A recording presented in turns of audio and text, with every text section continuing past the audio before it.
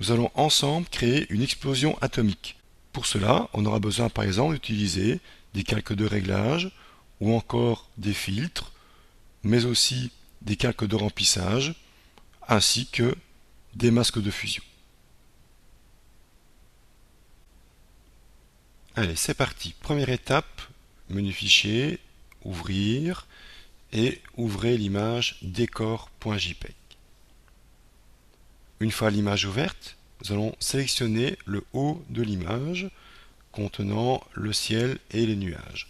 Pour cela, je choisis l'outil lasso polygonal.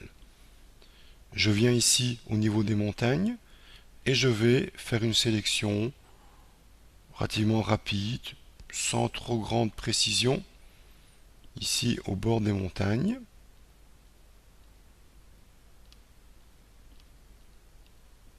Je longe le bord droit, je longe le bord supérieur et je redescends au point d'origine et ma sélection est maintenant refermée. Une fois la sélection fermée, on va ouvrir une seconde image. Menu fichier, ouvrir. Et j'ouvre l'image nuage. Je prends maintenant l'outil rectangle de sélection, palette d'outils en haut à gauche, outil rectangle de sélection, et je vais entourer le ciel. Je me positionne en haut à gauche de mon image et je trace mon rectangle de sélection et je sélectionne la largeur totale de mon image et je m'arrête plus ou moins au niveau des arbres. Une fois ma sélection tracée, je copie ma sélection, commande C sur Mac, CTRL C sur PC, et je reviens sur l'image décor, un clic sur l'onglet de l'image décor. Une fois sur mon image, je vais coller mes nuages dans ma sélection. Pour cela, je me rends dans le menu Édition, Collage spécial, et ensuite Coller dedans. Que se passe-t-il? Les nuages que j'ai copiés sur mon document nuage sont maintenant collés dans la sélection, dans la partie supérieure de ma photo, décor. Je prends l'outil déplacement, en haut à droite dans la palette d'outils, et je déplace mes nuages, de telle manière que le bas des nuages, plus ou moins, corresponde au sommet des montagnes. Le but de la manœuvre était en fait d'obtenir un ciel plus nuageux que sur l'image d'origine. Étape suivante, je me rends dans la palette d'outils et je choisis l'outil ellipse de sélection. Dans la barre d'options de l'outil, je vais choisir un contour progressif égal à 30 pixels. Je positionne mon curseur dans le haut de l'image, j'enfonce la touche Alt et je trace une sélection elliptique à partir de son centre. Au besoin, si vous devez dépasser votre sélection, placez votre curseur dans la sélection, enfoncez le bouton gauche et déplacez la sélection. Une fois la sélection correctement positionnée, nous allons copier-coller les nuages. Pour cela, commande C, commande V sur Mac, CTRL C, CTRL V sur PC. Nous allons maintenant récupérer la sélection de notre nuage. Pour cela, je me rends dans la palette calque et je vais faire commande plus un clic sur la vignette pour Mac et CTRL plus clic sur cette même vignette pour PC. Une fois ma sélection récupérée, je me rends dans le menu Filtre, Déformation et ensuite Sphérisation. Dans la fenêtre du filtre, je mets la valeur au maximum, 100%, en mode normal. Et je valide par OK. Une fois le filtre appliqué, nous allons maintenant désélectionner. Commande D sur Mac, CTRL D sur PC. Ensuite, je me rends dans la palette calque et je choisis sur le bouton FX l'effet de lueur externe. On va remplacer le jaune pâle d'origine par un jaune beaucoup plus vif. Je clique sur le carré jaune et je choisis un jaune vif en haut à droite du sélecteur. Je valide par OK. Je remplace le mode de fusion superposition par le mode de fusion éclaircir et j'augmente la taille à environ 200 pixels. Et je valide par OK. Alors, l'étape suivante va maintenant consister à dessiner notre champignon atomique. Pour cela, je me rends dans la palette d'outils et je choisis l'outil Lasso. Dans la barre d'options, j'entre un contour progressif de 30 pixels. Et je vais dessiner une forme de champignon partant du sol jusqu'ici au sommet de mon image. J'enfonce le bouton gauche et je dessine une forme de champignon au départ plus large, puis plus étroite, puis de nouveau un peu plus large au niveau du sol. Je remonte, de nouveau plus large, et je reviens plus ou moins au point de départ. Voilà donc ma sélection.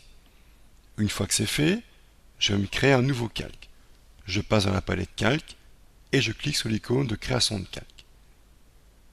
Une fois le calque créé, je vérifie que j'ai bien du noir et blanc dans la palette d'outils. Si ce n'est pas le cas, j'enfonce la touche D sur le clavier comme défaut pour récupérer le noir et le blanc dans la palette d'outils. Une fois que c'est fait, je me rends dans le menu Filtre, Rendu et ensuite Nuage. Ensuite, je repasse dans le menu Filtre, Rendu et cette fois-ci Nuage par différence. Ensuite, je désélectionne par commande D sur Mac, CTRL D sur PC.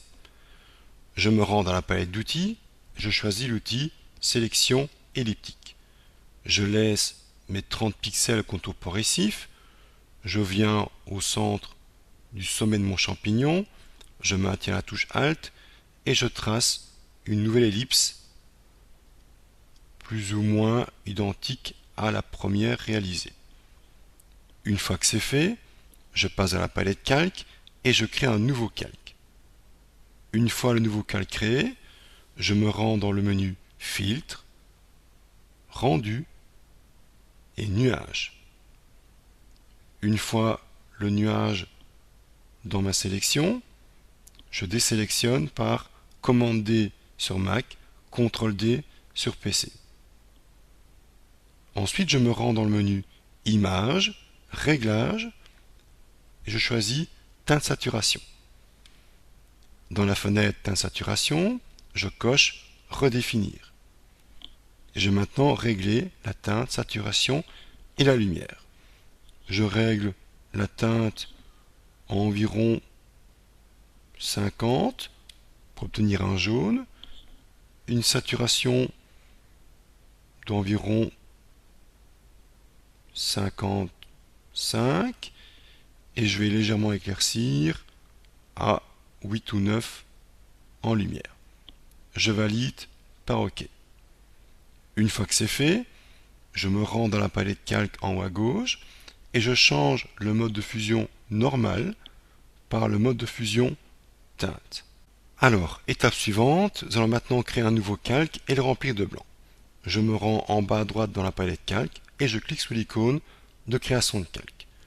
Une fois le calque créé, je vérifie que j'ai bien du noir et du blanc dans la palette d'outils et que le blanc est bien en arrière-plan.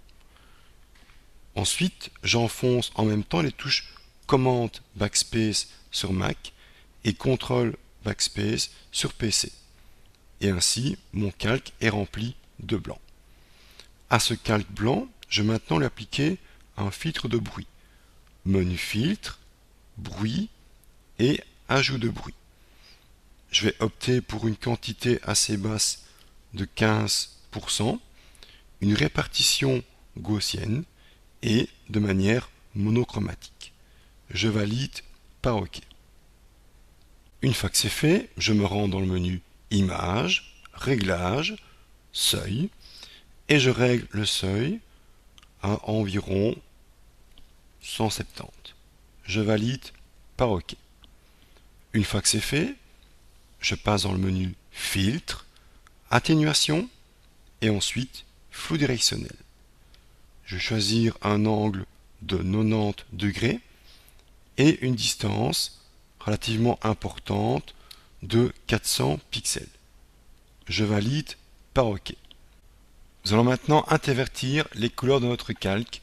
Pour cela, j'enfonce la touche Commande I sur Mac et CTRL I sur PC. J'obtiens ainsi maintenant un fond noir avec des bandes blanches, à la place de notre fond blanc avec des lignes noires. Une fois que c'est fait, je me rends dans la palette calque. Je vais maintenant ajouter un calque de remplissage dégradé. Dans la fenêtre, je choisis dans le dégradé noir et blanc. Il est en troisième position dans la liste des dégradés. Je sors de la fenêtre, j'enfonce le bouton gauche et je remonte le dégradé vers le haut, de telle manière qu'il y ait plus de noir que de blanc dans mon dégradé. Une fois que c'est fait, je valide par OK. Je vais maintenant appliquer à mon calque de remplissage dégradé un mode de fusion. Je passe en haut à gauche à la palette calque et je remplace le mode normal par le mode de fusion densité linéaire moins entre parenthèses ajout. Maintenant on voit les lignes apparaître à travers mon dégradé. Je vais maintenant fusionner mes deux calques. Pour cela, j'enfonce la touche Commande E sur Mac, CTRL E sur PC. J'obtiens maintenant un calque correspondant à la fusion des deux calques précédents, à savoir mon fond noir avec les bandes et le dégradé noir et blanc. Une fois que c'est fait, je me rends dans le menu Filtre, Déformation, et ensuite je vais choisir ici dans les filtres Déformation, Coordonnées polaires. Apparaît une fenêtre, je ne change rien à la fenêtre, je laisse rectangulaire en polaire et je valide par OK. Je vais maintenant modifier le mode de fusion de mon calque, je me rends dans la palette calque et je remplace normal par densité linéaire moins. Une fois que c'est fait, je vais maintenant appliquer un réglage de teinte saturation sur ce calque. Je me rends dans le menu Images, Réglages et je vais opter pour le réglage teinte saturation. Commande U sur Mac, CTRL U sur PC pour faire appel à la fenêtre. Une fois que la fenêtre apparaît, je vais maintenant ici paramétrer ma fenêtre. Première chose, je coche la case redéfinir en bas à droite. Je vais ensuite régler la teinte à 35, saturation à 50 et la lumière reste à 0. Je valide par OK.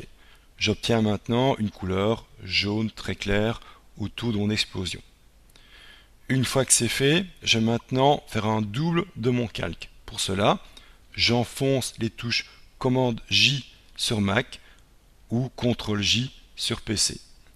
À ce double, je vais modifier le mode de fusion et je remplace le mode de fusion densité linéaire moins par le mode de fusion incrustation.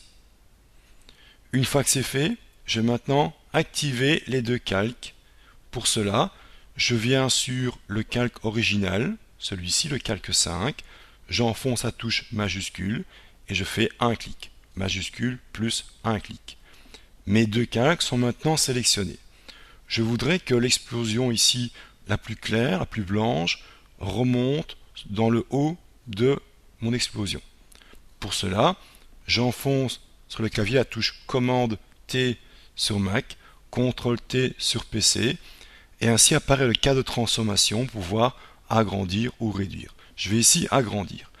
Je viens sur le haut de mon cadre, sur le pavé en haut au milieu, et je tire vers le haut, de telle manière que l'éclairage remonte et ainsi influence le sommet de l'explosion nucléaire.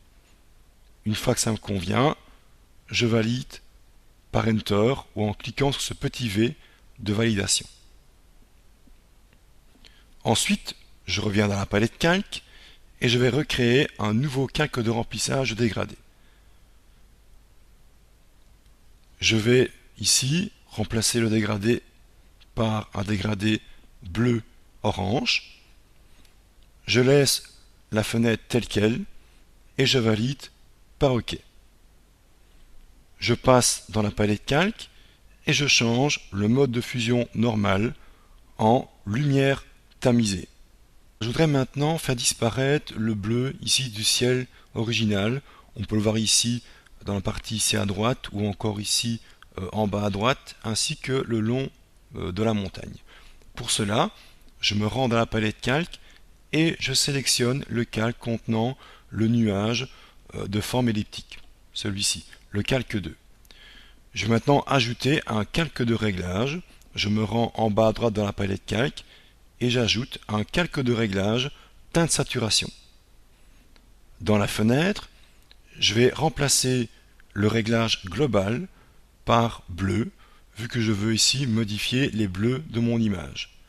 Une fois que c'est fait, je vais réduire la saturation en glissant mon curseur vers la gauche, et ainsi mon bleu devient plus terne, plus grisé. Je vais opter pour moins 60 environ. S'il me reste encore des bleus, je peux également choisir à la place de bleu cyan, puisque cyan est un bleu clair, et même chose, diminuer saturation vers la gauche, même chose jusqu'à plus ou moins moins 60. Une fois que c'est fait, je ferme la fenêtre en cliquant sur la croix en haut à gauche. Je vais maintenant rajouter un anneau plus ou moins à la base du champignon. Première étape, je me rends dans la palette calque et je vais cliquer sur le calque correspondant à mon calque de remplissage en dégradé orange et bleu, et ensuite ajouter un nouveau calque. Une fois le calque créé, je passe à la palette d'outils et je choisis l'outil de sélection elliptique. Dans la barre d'options, j'entre un contour progressif d'environ 5 pixels de contour progressif. Je viens plus ou moins à la base de mon explosion, j'enfonce le bouton gauche et je trace une sélection relativement assez longue, mais très petite en hauteur, et je lâche le bouton gauche. Une fois que c'est fait, je passe dans le menu Filtre, Rendu, Nuage. Je vais maintenant désélectionner. Pour cela, j'enfonce la touche Commande D sur Mac, CTRL D sur PC. Je me rends dans la palette calque et je change le mode de fusion normal en lumière crue. Je peux également choisir lumière vive, voire faire des tests, voir lequel est le mieux. Je vais opter ici pour lumière vive. Au besoin, je peux déplacer mon anneau plus haut ou plus bas, voire l'agrandir ou le réduire. Pour cela, outil déplacement, je me positionne sur l'anneau et je peux le remonter ou le redescendre. Et si je veux l'agrandir, notamment ici en largeur, j'enfonce les touches commande T sur Mac, CTRL T sur PC. Je viens sur le pavé à gauche ou à droite. Je maintiens la touche Alt. Je peux ainsi agrandir en même temps à gauche et à droite de manière symétrique, voire réduire. Je vais ici un peu agrandir et je valide par Enter une fois que ça me convient. Alors ici on peut voir ici à la base du champignon que le nuage de fumée dépasse un peu ici à l'avant du décor. On va donc gommer ce nuage. Pour cela, je me rends dans la palette calque et je clique sur le calque correspondant au nuage de fumée, à savoir le calque 3. Ensuite, je rajoute à ce calque un masque de fusion. Je passe dans la palette d'outils, je choisis l'outil pinceau, et dans la case forme, j'opte pour un point rond flou. Je prends la première forme avec une petite taille, environ 100 pixels, dureté à 0. J'ai bien du noir au premier plan et je vais ici gommer un peu le bas de l'explosion comme ceci. Si vous allez trop loin, vous enfoncez la touche X sur le clavier, le blanc passe au premier plan dans la palette d'outils et moi je peux refaire réapparaître le nuage de l'explosion. Voilà. Autre détail, si ces lignes ici dans le bas vous dérangent visuellement ou si vous trouvez qu'elles sont trop nombreuses, on se rend dans la palette calque, on clique sur le calque 5 copies avec un pinceau noir avec une forme relativement assez grande, au moins 200 pixels. Je vais peindre du noir sur les lignes, je peins du noir. Pour l'instant, je ne vois rien puisqu'en fait, il y a également des lignes sur le calque inférieur.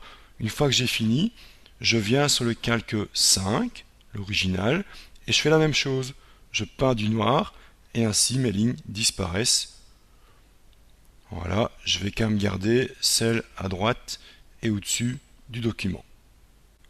Alors, on va un peu retravailler le décor, on va un peu assombrir les montagnes ici en arrière-plan, et on va un peu éclaircir la base de l'explosion, ainsi que les reflets clairs sur la voiture. Pour cela, je me rends dans la palette calque et je clique sur l'arrière-plan.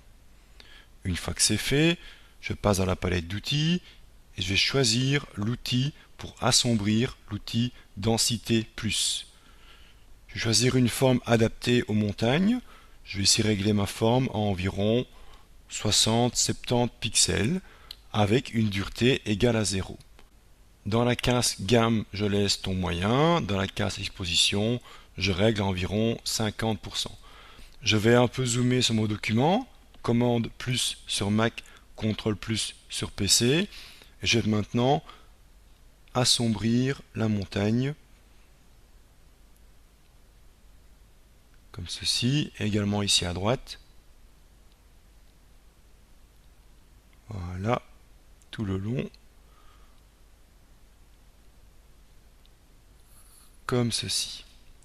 Je vais maintenant éclaircir la base de l'explosion, ainsi que l'avant du véhicule. Je me rends dans la palette d'outils, et je vais choisir maintenant l'outil densité moins, l'outil pour éclaircir. Dans la barre d'options, j'opte pour une forme d'environ 150 pixels, dureté à 0. Dans la case gamme, je vais choisir ton clair, vu que je veux influencer les couleurs claires du décor, et une exposition très basse d'environ 10-15%. La case protéger les tons est cochée. Je viens à la base de l'explosion, j'enfonce le bouton gauche et j'éclaircis la base de l'explosion comme ceci. Je vais prendre une forme plus petite, environ 100 pixels, et je vais également travailler sur le véhicule. Je zoome un petit peu, commande plus ou CTRL plus, et j'éclaircis également le véhicule pour donner l'impression que l'explosion reflète sur le capot du véhicule. Une fois que c'est fait, je dézoome, commande moins sur Mac, CTRL moins sur PC. Alors pour terminer le travail, nous allons rajouter des craquelures au premier plan du document. Pour cela, je me rends dans le menu Fichier, Ouvrir, et j'ouvre l'image qui s'appelle Sol. Une fois l'image ouverte, je la sélectionne, commande A sur Mac, CTRL A sur PC, et je la copie, commande C sur Mac, CTRL C sur PC. Ensuite, je clique sur l'image de travail, ici mon image, et je vais coller mon document, coller mon sol sur mon document de travail. Je colle par commande V sur Mac ou CTRL V sur PC. On peut voir ici que l'image s'est placée entre les nuages et l'arrière-plan. Je vais réduire la photo, commande T sur Mac, CTRL T sur PC. Je vais un peu dézoomer pour voir le cadre complet de mon image, commande moins sur Mac et CTRL moins sur PC. Je vais d'abord réduire en largeur et hauteur. Je viens sur un des coins de mon cadre, je maintiens majuscule enfoncée et je réduis de telle manière que mon image ait plus ou moins la largeur de mon document. Je repositionne ma texture de craquelure en bas, comme ceci. Je viens en haut du cadre et je réduis ma texture de craquelure vers le bas et je m'arrête plus ou moins à la base du véhicule. Dès que ça me convient, je valide par Enter. Ensuite, je passe dans la palette calque et j'applique comme mode de fusion le mode de fusion incrustation. Je voudrais maintenant que le haut de la texture s'efface progressivement. Pour cela, je rajoute un masque de fusion à mon calque. Je passe dans la palette d'outils. Je choisis l'outil dégradé. Je prends le noir et le blanc en troisième position des dégradés, en linéaire, mode normal et sans opacité. Je viens en haut de la texture et je tire une ligne verticale vers le bas et je lâche. Enfin, pour finaliser, nous allons ajouter un cactus au premier plan de la composition. Pour cela, je me rends dans le menu Fichier, Ouvrir, et je vais ouvrir l'image cactus.jpg. Une fois l'image ouverte, je vais gommer le fond blanc autour du cactus. Pour cela, je me rends dans la palette d'outils et je choisis la gomme magique. Une fois que c'est fait, je passe à la barre d'options. La tolérance doit être d'environ 32 comme par défaut et la case contiguë doit être cochée. Une fois que c'est fait, je viens dans le blanc autour du cactus, un clic et le blanc directement est supprimé. Je me retrouve ainsi maintenant avec un cactus sur un fond transparent. Une fois que c'est fait, je prends l'outil déplacement, je viens sur le cactus, j'enfonce le bouton gauche et je déplace le cactus sur l'onglet de mon document de travail. Je descends vers mon document et je lâche le bouton gauche. Alors pour l'instant, on voit une partie du cactus, il est en fait caché par les nuages. Donc je vais remonter mon calque au-dessus de la palette, comme ceci. Et je vais maintenant réduire sa taille. Pour cela, j'enfonce les touches commande T sur Mac, CTRL T sur PC. Je viens sur un des quatre coins, je maintiens la touche majuscule et je réduis de manière proportionnelle le cactus. Je vais le réduire à environ 45-50%. On peut voir le pourcentage ici dans la barre d'options. J'ai bien ici environ 45%. Je valide par Enter. Avec l'outil déplacement, je positionne le cactus en bas à droite, au premier plan de la composition, plus ou moins comme ceci. Je vais maintenant adapter les couleurs de cactus par rapport à l'ambiance générale de la photo. Il va falloir assombrir très fortement le cactus et avoir des zones légèrement jaune-orangé, notamment sur les contours du cactus. Pour cela, je vais d'abord appliquer un réglage. Je passe dans la palette calque, j'enfonce la touche Alt, je viens sous l'icône d'ajout de calque de réglage et je choisis le calque de réglage teinte saturation. Apparaît une fenêtre, je coche la case créer un masque d'écrêtage d'après le calque précédent et je valide par OK. Grâce au fait d'avoir maintenu la touche Alt, la fenêtre est apparue et le fait d'avoir coché la case, maintenant mon réglage n'influence que le cactus et uniquement le cactus. Le réglage n'a pas d'impact sur la fumée, les nuages ou le décor d'arrière-plan. Je vais maintenant, dans ce cas-ci, modifier les couleurs de mon cactus. Première étape, je coche la case redéfinir. Ensuite, je règle la teinte sur une couleur orangée. Je glisse mon curseur vers la gauche, à environ 24-25 au niveau de la teinte. La saturation, je l'augmente à environ 70 et je vais assombrir le cactus à environ plus ou moins moins 70. Une fois que c'est fait, je peux fermer la fenêtre de propriété. Je vais maintenant travailler sur les couleurs du cactus. Je vais assombrir certaines parties et éclaircir d'autres. Je vais ici utiliser le pinceau. Première étape, je vais créer un nouveau calque. Je passe dans la palette calque en bas à droite et je clique sur l'icône de création de calque. Ce calque va contenir mes couleurs. Je voudrais peindre sur le cactus sans déborder. Si je peins directement, on voit que je déborde en dehors. Donc pour limiter mon dessin dans le cactus, je vais récupérer la sélection du cactus.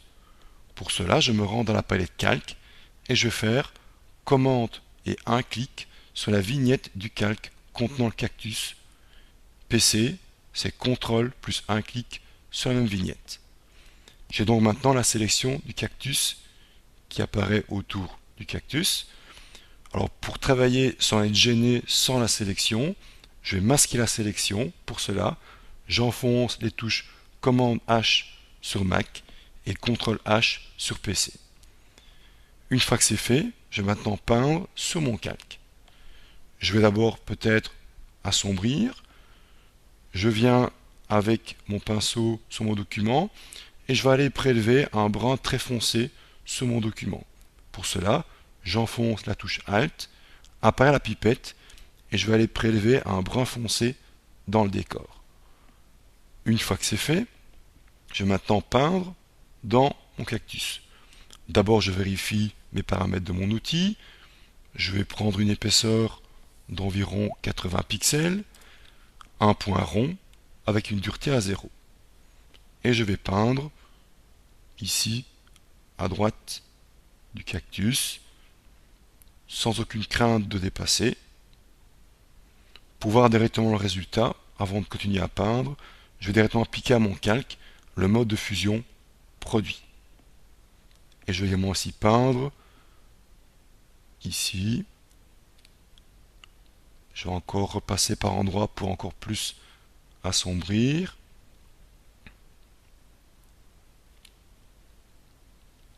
Comme ceci. Pour un côté relativement très sombre et un côté plus clair, le côté qui est exposé à l'explosion.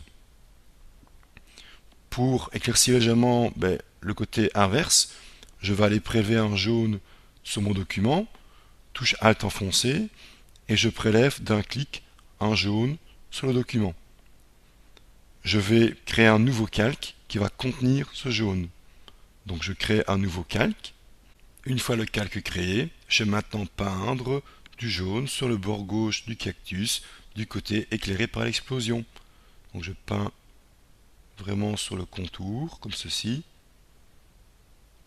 Peut-être prendre un point plus petit par endroit, ici environ un point de 40-45 pixels. Je vais également aussi peindre sur cette partie gauche.